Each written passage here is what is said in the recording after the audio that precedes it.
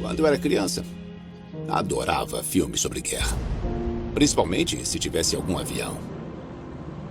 Então, assim que me formei no ensino médio, eu me alistei na Força Aérea.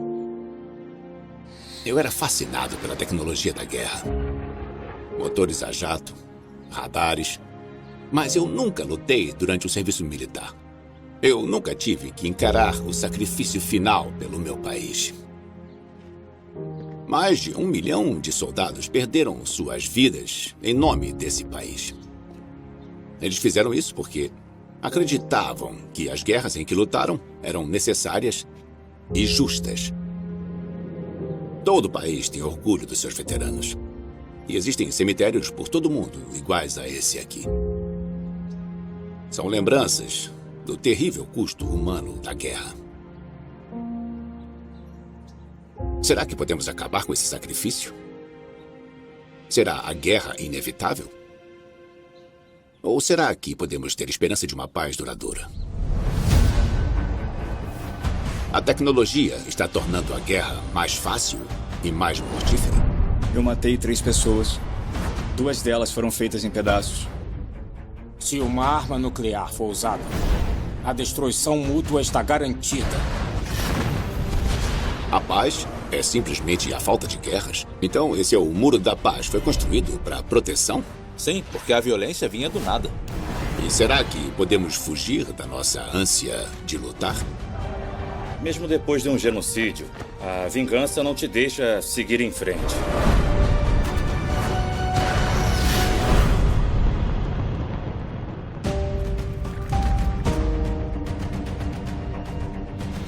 Essa é a minha jornada. Para descobrir os laços que nos unem e o que toda a humanidade tem em comum. Essa é a nossa história.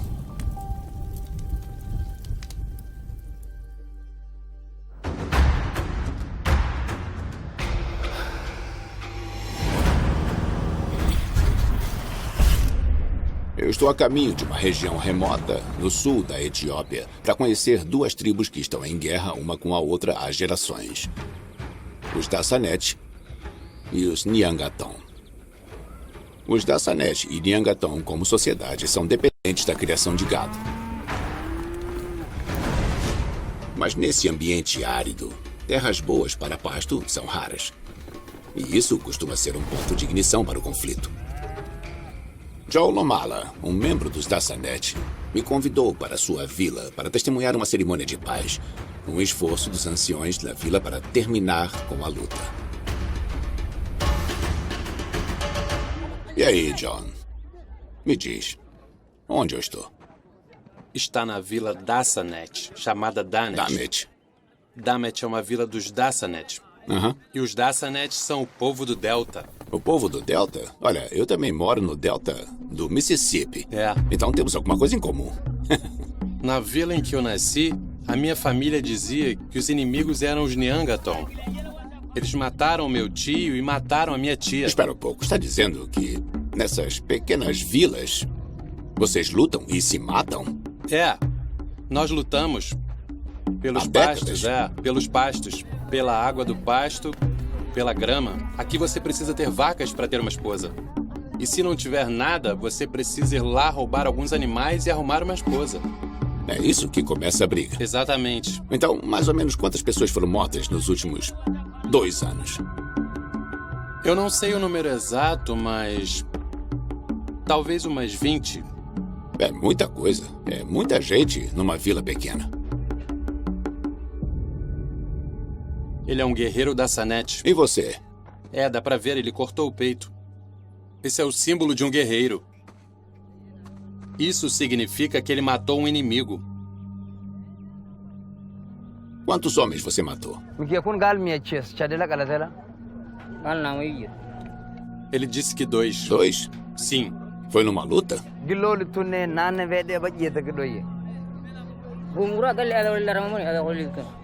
Ele disse que foi com uma AK-47, não com uma lança. Ele usou a AK-47 dele. E como ele se sente com isso? Ele está feliz porque é um guerreiro, sabe? Sei. Todos têm medo dele. John me explica que existe uma tensão entre os homens jovens que querem se provar e se casar e os anciões que querem acabar com a matança. As pessoas estão perdendo as vidas, estão morrendo. Pois é. Então os anciões decidiram fazer uma cerimônia de paz. Então, agora os anciões disseram, já chega, nós temos que nos unir e fazer acabar a paz com e unir essa todas guerra. as pessoas. E como funciona? Qual é a primeira coisa? Bom, a primeira coisa é passar uma mensagem para os jovens guerreiros. A mensagem é: diga aos Neangaton que queremos que eles venham à nossa vila. Estamos oferecendo uma cerimônia de paz. E depois, os Neangaton vão vir.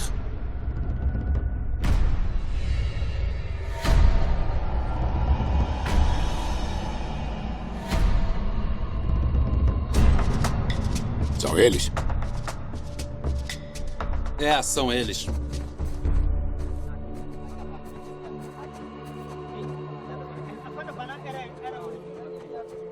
Tá, e o que estão fazendo agora? Agora os anciões da Sanet estão com uma cabaça cheia de água limpa. Eles estão lá para dar uma bênção, dar boas-vindas, boas-vindas, boas-vindas, não uma bênção. Boas-vindas à nossa vila. E eles estão lavando os pecados.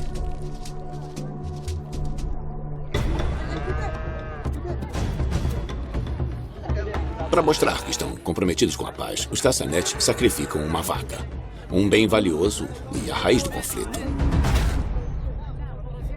As duas tribos vão comer a carne depois, mas primeiro eles devem realizar um ritual com as entranhas da vaca. Na verdade, isso é o que tinha no estômago. Tipo, o primeiro estômago. Isso. Da vaca. A grama de dentro do estômago representa a terra gramada disputada.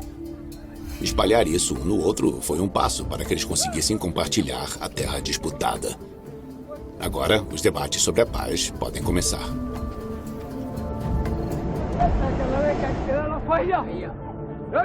Ele está dizendo que a última paz foi quebrada por essa tribo por causa do roubo. Então, de agora em diante, queremos parar com esse tipo de atividade. Que Deus nos ajude. Por isso ele também está amaldiçoando os ladrões.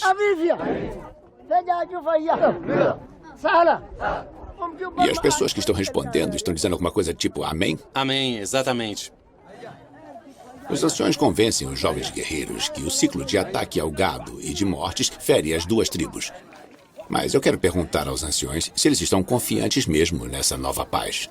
Temos duas pessoas das duas tribos. Esse ancião aqui é da tribo Dassanet, esse aqui é ancião dos Neangaton. Tudo bem. Quando foi a última vez que vocês tiveram uma cerimônia de paz?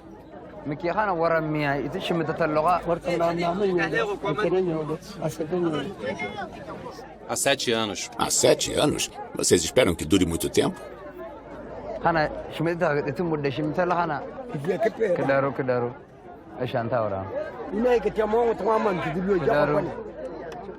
Ele está dizendo que somos um só. Se nós nos unirmos e orarmos a Deus, é claro que Ele nos dará paz.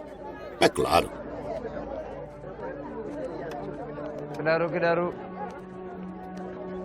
Dá um abraço nele, por favor. Abraça ele. E eu espero que essa paz dure muito tempo. Muito tempo.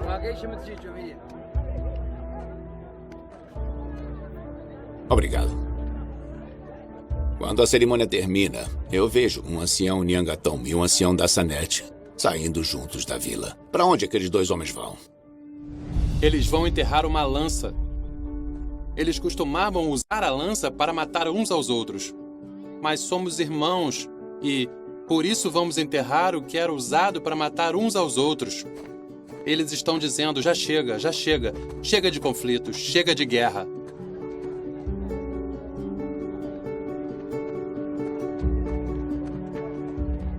Desde o início da sociedade, as pessoas fomentaram a guerra, geralmente por causa de recursos limitados.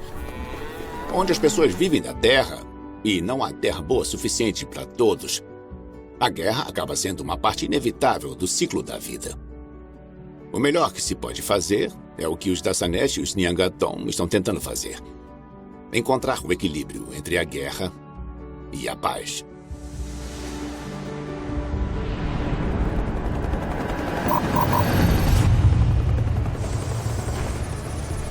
Ao redor do mundo, continuamos a lutar por terras e por outros recursos naturais, como fizemos por milênios. E assim como os anciões etíopes, desejamos a paz por causa dos horrores da batalha. Mas a tecnologia está criando uma mudança fundamental no equilíbrio da guerra e da paz.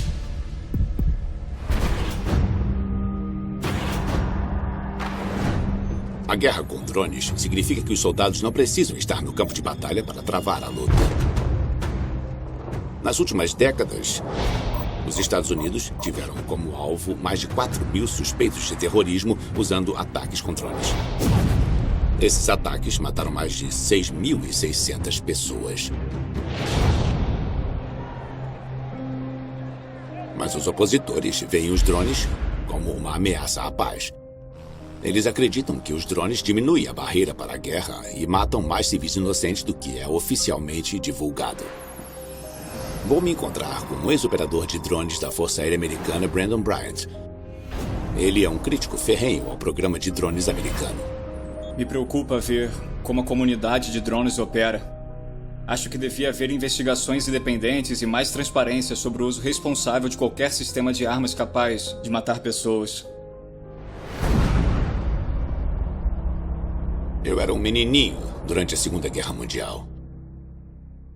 E ter acompanhado o fim da guerra, é claro, glória, bravura e patriotismo, me influenciou. E eu pensei, para onde vou? Para a Força Aérea. Como foi que você entrou lá? Quando eu entrei para a vida militar, eu entrei para servir ao meu país. Mas quando cheguei na base de drones, eu não sabia o que estava fazendo. Não me disseram nada até eu chegar lá. Eles me colocaram num pequeno cinema com mais ou menos 25 pessoas e aí passaram uma montagem com ataques com drones.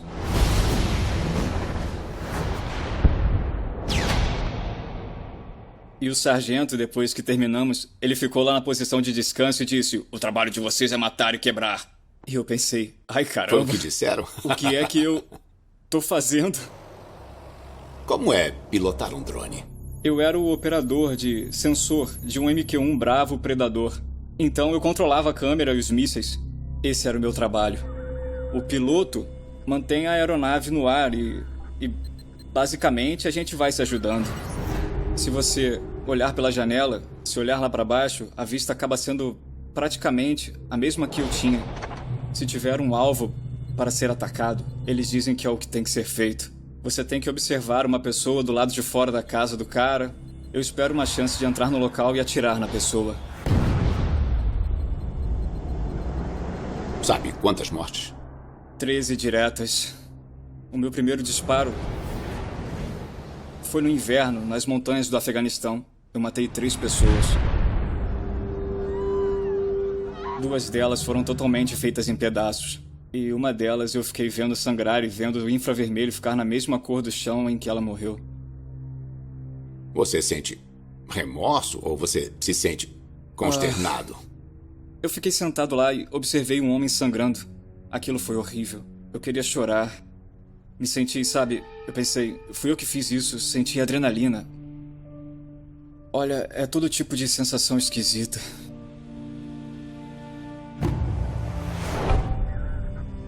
Em uma missão, Brandon recebeu ordens de atacar uma casa. Pouco depois de disparar o míssil, ele viu o que acreditou ser uma criancinha entrando na estrutura. Mas era tarde para abortar.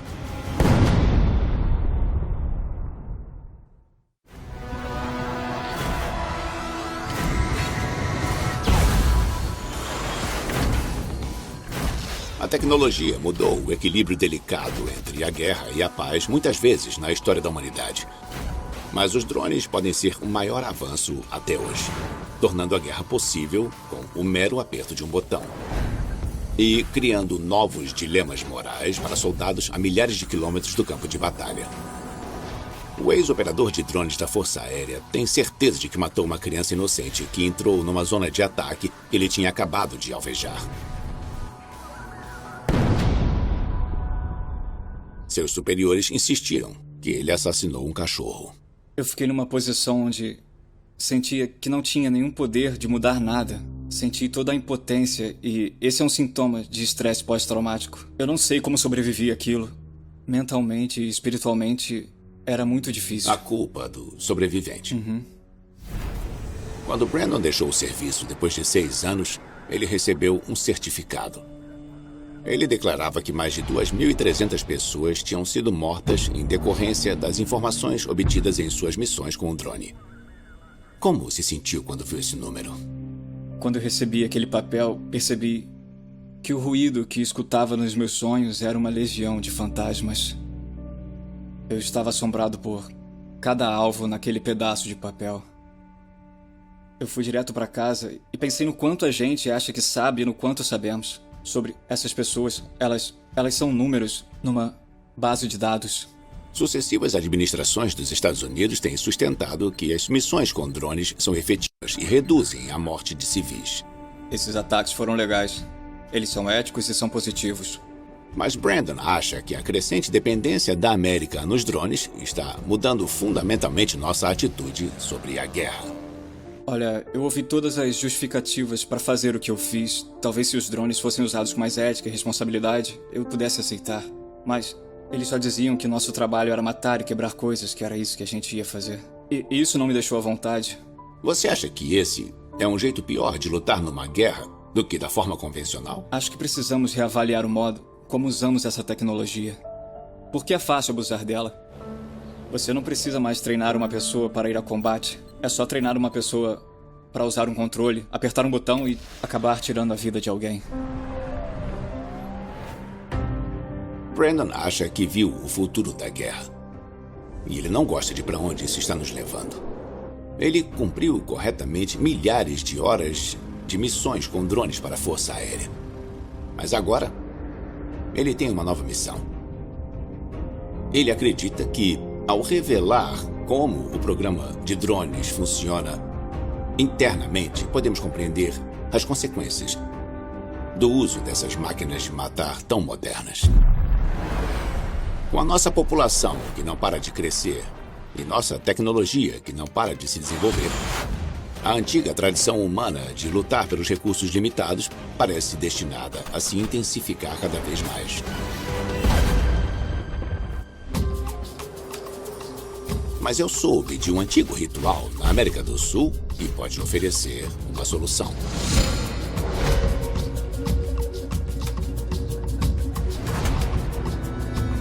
A antropóloga Kate Centellas está viajando para a cidade de Macha, nos Planaltos da Bolívia, para testemunhar uma celebração chamada Tinku.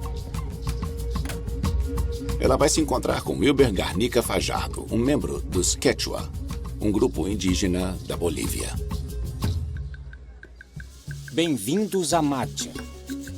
Eu fico muito feliz de estar em Macha, porque eu nunca vi Tinku e estudo a Bolívia há muito tempo. Pode me contar um pouco sobre o que vai acontecer aqui hoje? Estamos esperando pela fiesta. Eles vão celebrar o fim da colheita. E isso é chamado Tinku? Tinku é uma parte dessa grande festa. Todo dia 4 de maio. Aproximadamente 3.000 pessoas de 60 comunidades dos Planaltos e áreas baixas ao redor de Macha viajam até a praça da cidade para participar do festival. É a celebração da colheita e um ato de agradecimento à deusa-mãe Pachamama. Pra gente, pro povo dos Andes, Pachamama é a mãe terra. O dia começa com música, marchas ritualísticas, danças e muita chincha, uma bebida feita com milho fermentado.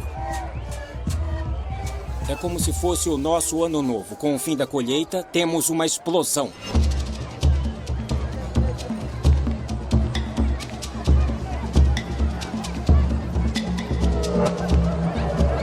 A energia e a animação aumentam até que, bem no meio,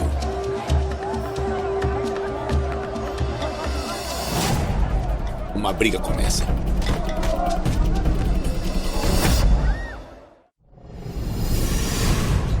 Todos os anos, em 4 de maio, uma praça numa cidade dos Planaltos da Bolívia se transforma num campo de batalha. Tinku é uma guerra ritualística em honra da deusa-mãe local do povo Quechua. O Tinku começou, então são brigas de mano a mano. Se hoje você sangrar, quer dizer que está dando seu sangue aos deuses, a Pachamama. Eles estão mesmo com raiva um dos outros? Não, raiva não. Eles estão 100% com boas emoções. Então como eles sabem com quem tem que lutar? É sempre entre um cara da área baixa e um cara do Planalto.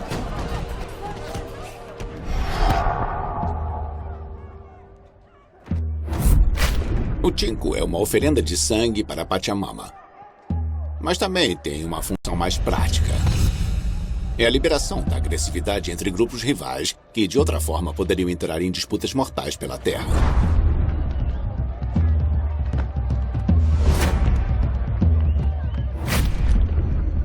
E como eles sabem quando acabou? Como eles ficam sabendo que um Tinku terminou? Quando ficam exaustos ou quando tem alguém sangrando. Nesse caso, eles param. Conforme o dia e a bebida continuam, grupos maiores começam a brigar. Em algum momento, a polícia se envolve e dispara gás lacrimogêneo para impedir que o Tinku saia de controle.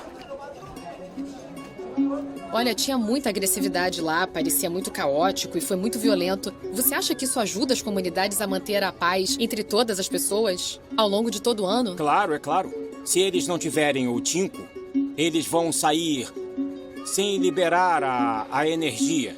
Então, hoje, as pessoas voltam para casa satisfeitas. E isso ajuda a prevenir outros atos de violência descontrolados, de certa forma? Sim, ajuda sim. O Tinku pode parecer brutal. A violência pelo bem da violência. Mas ele dá aos Quechua um jeito de trabalhar com a natureza humana. Fornece uma saída para a agressividade que existe dentro de cada um de nós. Eu acho que é muito inteligente. Em vez de deixar as tensões chegarem a uma guerra, uma vez por ano, eles colocam tudo para fora. Será que o modelo que os Quechua usam para manter a paz funcionaria em outro lugar? Infelizmente, o abismo entre as facções em guerra em muitas partes do mundo parece grande demais. Aparentemente, o único meio de criar a paz é a segregação.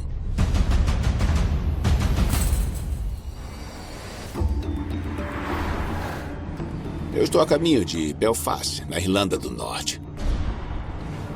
Por centenas de anos, a Irlanda foi o marco zero em um confronto de lealdades para com a religião e a nação. De um lado, católicos, que querem se unir à República da Irlanda.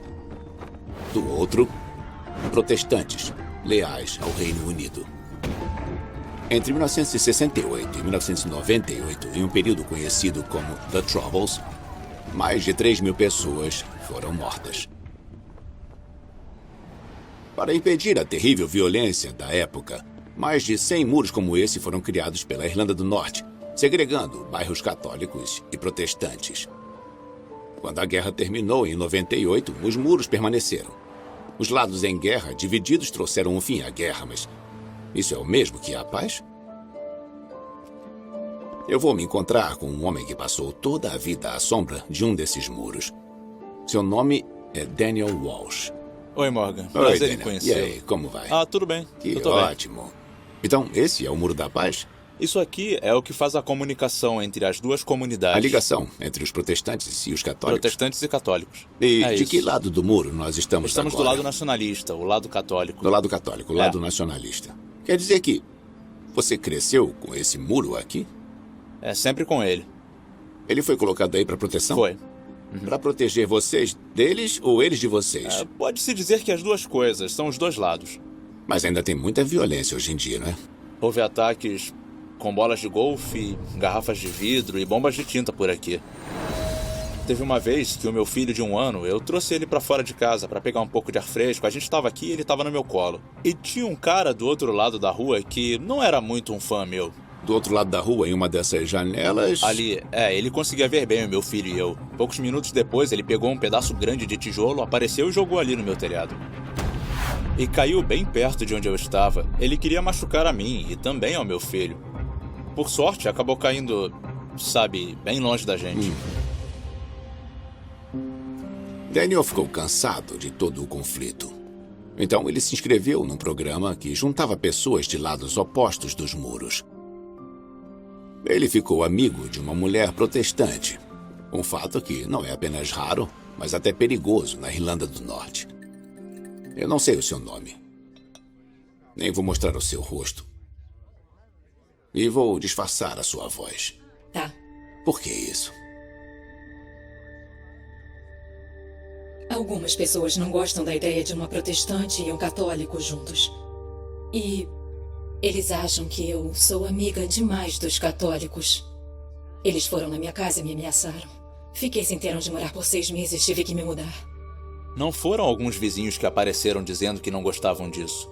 São pessoas sinistras, com violência na cabeça. Você acha que podia ter sido machucada seriamente? Sim. Só por ter um amigo católico? Sim. Me fala um pouco de você. Quem você é? Tudo que você puder. Eu sou protestante. Eu tinha 11 anos quando o conflito começou. Eu vi algumas pessoas levando tiros e uma outra pessoa teve a cabeça explodida. Foi muito, muito difícil crescer naquela época. O que você achava dos católicos? Quando eu era jovem, nunca gostei deles porque não os conhecia de verdade. E quanto a você, Daniel? Você cresceu com que ideia sobre os protestantes? Eles não eram bem o inimigo, mas também não eram amigos. O Acordo da Sexta-feira Santa, assinado em 1998, para todos os fins práticos, deveria terminar com a violência entre católicos e protestantes na Irlanda. Mas não terminou. Por que você acha que não terminou? Devia ter terminado. Mas ainda existem elementos que não querem ser vistos cedendo para o outro lado. Existem famílias que perderam pessoas que amavam durante os conflitos e para elas é difícil perdoar. O Acordo da Sexta-feira Santa foi uma boa ideia no papel, mas esqueceram que tinha gente nessas comunidades que sofreram e ainda sofrem. Não houve nenhum esforço mesmo para unir essas pessoas. Qual a sua esperança para a Irlanda? Bom, tem a educação e que as duas comunidades se unam e trabalhem juntas para continuar com as suas vidas. É muito mais difícil unir pessoas adultas depois que sofreram lavagem cerebral para pensar de um certo jeito. Católicos e protestantes não são inimigos. Somos humanos. Bom, eu posso ver que esse é um grande desejo dos dois lados. Quero agradecer muito a vocês dois, principalmente a você. Obrigada. Espero que a gente não tenha estragado seu disfarce. Robert Frost escreveu: boas cercas fazem bons vizinhos. Mas acho que ele não estava imaginando uma barricada de 9 metros. A casa de Daniel foi atacada. Sua amiga protestante teve que fugir de casa. Mas, enquanto existirem pessoas como eles, pessoas que ousam cruzar a barreira, eu acredito que existe esperança para a paz. Acho que o simples ato de amizade deles e de outros como eles um dia vai acabar derrubando esse muro. A Irlanda do Norte não foi a única a enxergar a separação dos grupos em guerra como a paz. Essa estranha forma de paz existe mesmo onde não existe nenhum muro. Por décadas, nós mantivemos a paz global com uma ameaça de guerra que poderia destruir a todos nós. Mas a paz nuclear pode ser duradoura?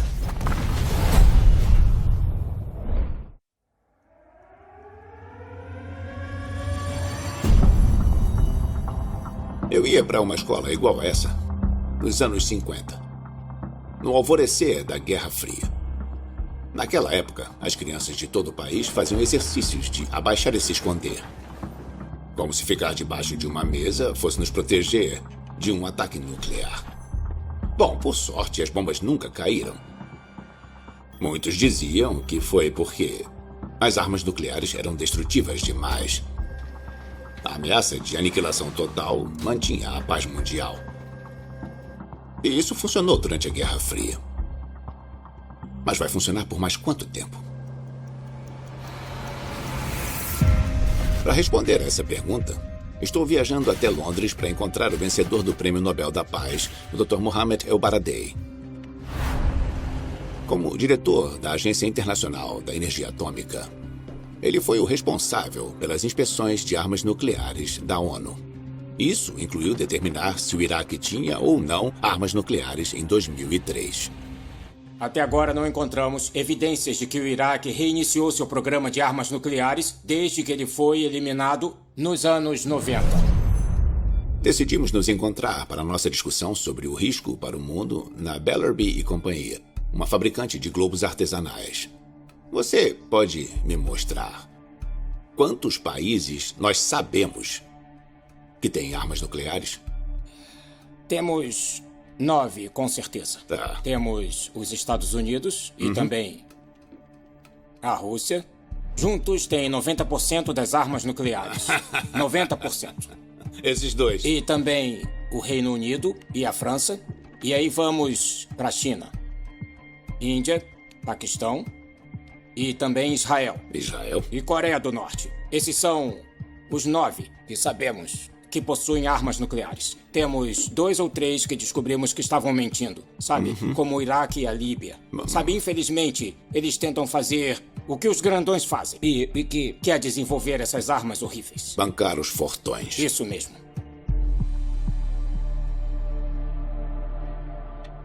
Mas, olha, existem alguns políticos e generais que ainda dizem que nós estamos muito mais seguros no mundo por causa das armas nucleares. Ninguém ousaria usá-las. O risco de que elas sejam usadas por um erro de cálculo, por erro humano, por uso não autorizado, por extremistas que possam colocar as mãos em uma arma nuclear, é maior hoje em dia. Quais são as chances de nós sobrevivermos do jeito que estamos com as armas nucleares? Bill Perry, o secretário de Defesa dos Estados Unidos, disse que até hoje só conseguimos evitar a catástrofe nuclear, mais por sorte do que por boa administração.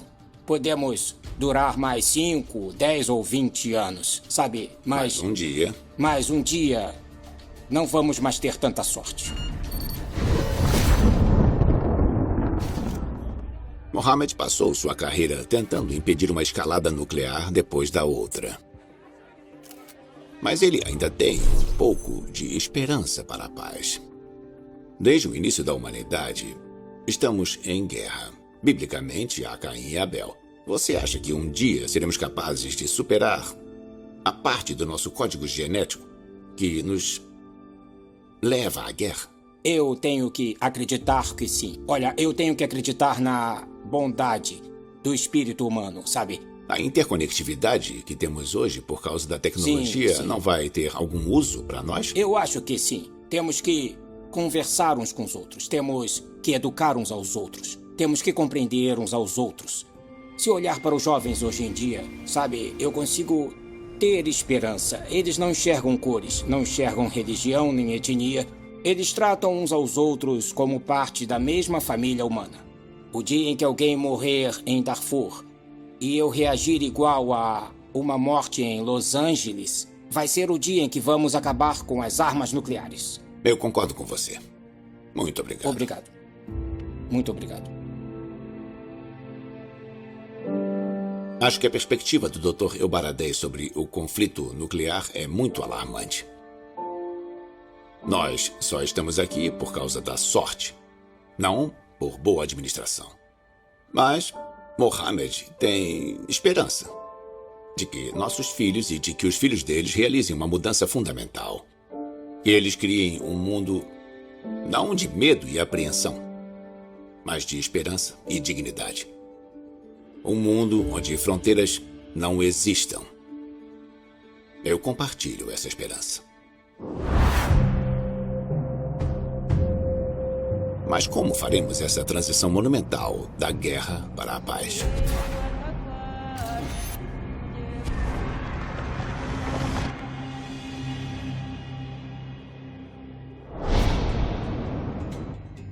Se existe um lugar na Terra que pode servir como precedente, é Ruanda. Há pouco mais de 2 décadas, Um horrível genocídio aconteceu aqui. No dia 6 de abril de 1994, o presidente de Ruanda, Juvenal Habyarimana, foi morto quando seu avião foi derrubado. Esse evento alimentou uma tensão que já crescia há muito tempo entre os dois maiores grupos étnicos do país, os Hutus e os Tutsis. A maioria, os Hutus, colocou a culpa da morte do presidente Hutu na minoria, os Tutsis. O conflito resultante durou apenas 100 dias, mas tirou 1 milhão de vidas, 1/10 da população. O genocídio terminou quando as forças do general Tutsi Paul Kagame cercaram a capital, Kigali. 6 anos depois, Kagame foi eleito presidente, uma posição que ele ainda ocupa. E hoje, mais de 2 décadas depois do genocídio, aquela violência nunca mais ocorreu. Eu quero entender o motivo. E o presidente concordou em conversar comigo. Durante o genocídio, os Hutus atacaram sistematicamente os Tutsis. O senhor viu muitos assassinatos e atrocidades que foram cometidos contra os Tutsis. Isso não faz o senhor querer um pouco de vingança? Isso causou muita raiva contra aqueles que cometeram, com certeza.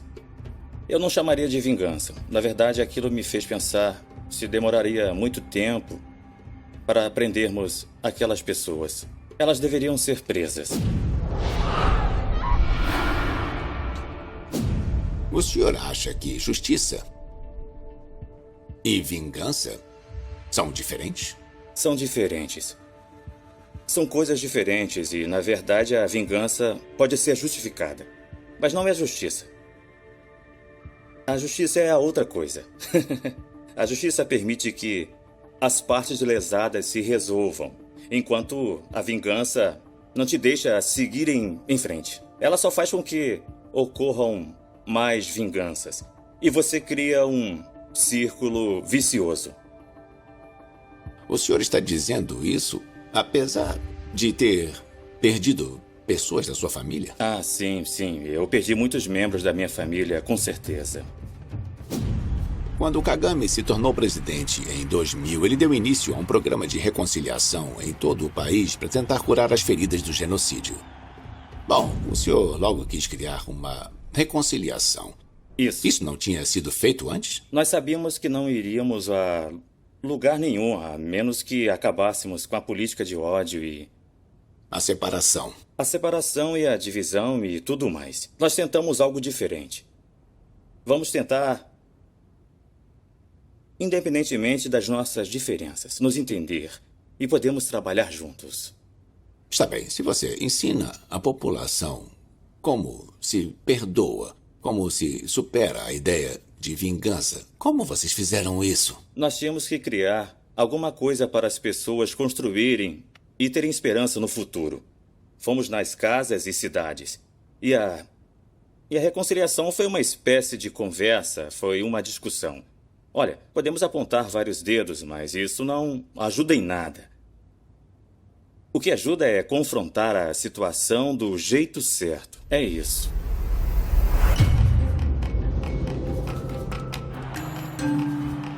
Os ousados esforços do presidente Kagame para trazer paz a Ruanda incluíram a limitação da liberdade de expressão e da imprensa, e a supressão dos oponentes políticos.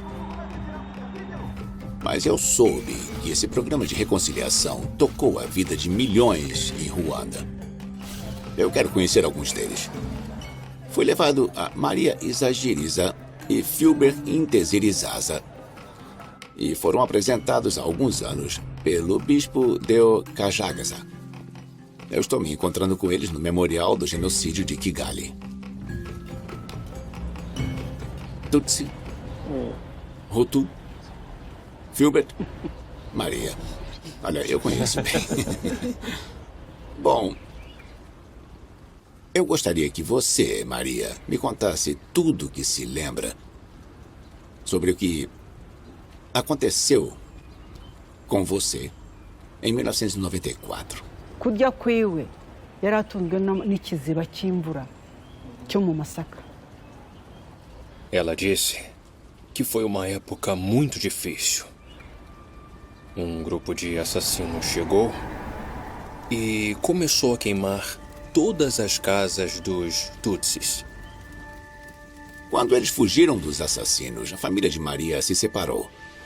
O marido dela e o cunhado fugiram com 2 dos seus filhos.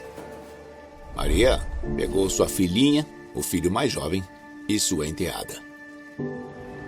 Durante a noite, eles ficaram na mata. Vocês fugiram e se esconderam na mata. Foi isso? Foi. Maria passou 5 dias na mata com as crianças antes de escaparem. Eles caminharam por uma semana até ficarem seguros na vizinha Burundi. Você chegou a ver o seu marido ou sua família de novo? Ninguém acabou sobrevivendo.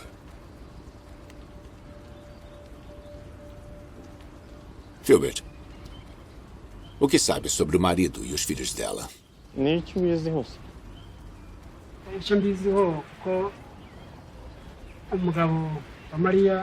Ele estava envolvido com o grupo que matou a família dela.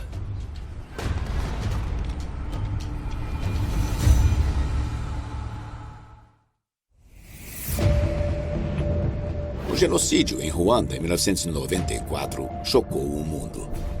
Mas a explosão de assassinatos foi resultado de décadas de divisões políticas no país. As pessoas foram doutrinadas a acreditar que os Hutus e os Tutsis eram inimigos naturais. Filbert, um Hutu, esteve envolvido com o grupo que matou o marido e os filhos de Maria, que eram Tutsis. Filbert matou os parentes dela. Sim.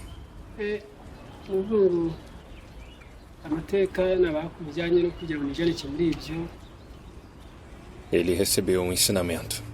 Você tem que matar Tutsis. Filbert se uniu a uma milícia Hutu local. Junto com outros 9 homens, ele armou uma emboscada perto da Vila de Maria para capturar os Tutsis que fugissem da violência. Eles capturaram o marido de Maria, o cunhado e os 2 meninos. Levaram eles para uma pedreira e os lançaram para a morte.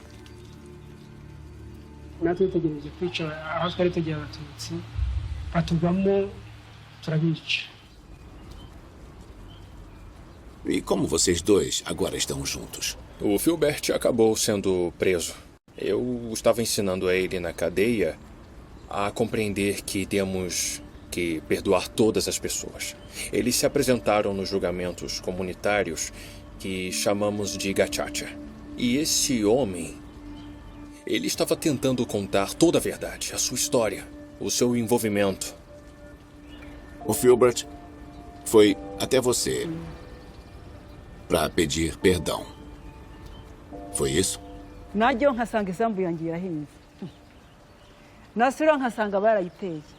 Foi muito difícil mesmo.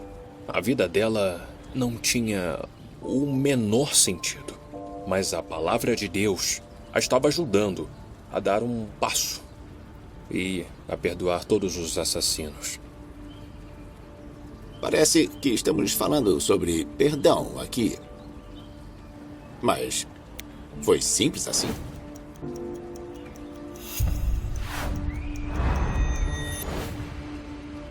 Foi uma jornada de 2 anos. 2 anos? Sim. Aqui estamos hoje. E agora?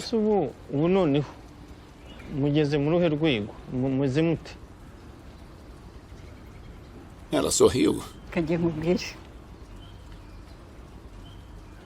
Ela se sente muito feliz porque agora eles têm uma nova comunidade onde ela encontrou a paz novamente.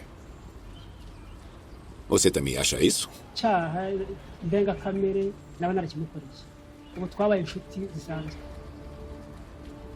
Por um lado, é terrível. E por outro lado, é uma história maravilhosa. Dá esperança a toda a humanidade. kwiyubaka kwacu gushingiye ku muco wo Maria e Filbert agora são vizinhos em um vilarejo criado especialmente para a reconciliação. É um lugar projetado para forjar laços reais entre vítimas e causadores do genocídio. Filbert ajuda Maria com a fazenda e eles passam tempo juntos, como amigos. Caminhar pelo Memorial do Genocídio me faz perceber o enorme preço humano desse conflito. E existem centenas de milhares de histórias como a de Maria e do Filbert. O que aconteceu em Ruanda foi uma das maiores tragédias humanas.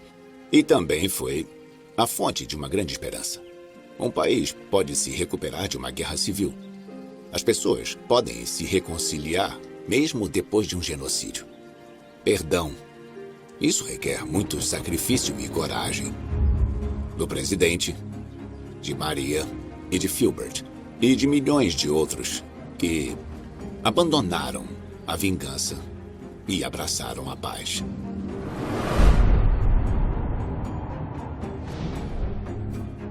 A guerra existe desde que tivemos que dividir os recursos, como a terra, a comida e a água. Não acho que o fim da guerra esteja próximo. Mas o que eu aprendi com essas pessoas memoráveis que eu conheci é que temos que ser melhores em criar a paz. Quando o derramamento de sangue acaba e a poeira se assenta sobre lares destroçados, temos que fazer o que pudermos para resistir à vontade de nos vingar e, em vez disso, buscar nossa própria humanidade. Afinal de contas, somos uma espécie que prospera com a colaboração. Foi isso que sempre fizemos de melhor.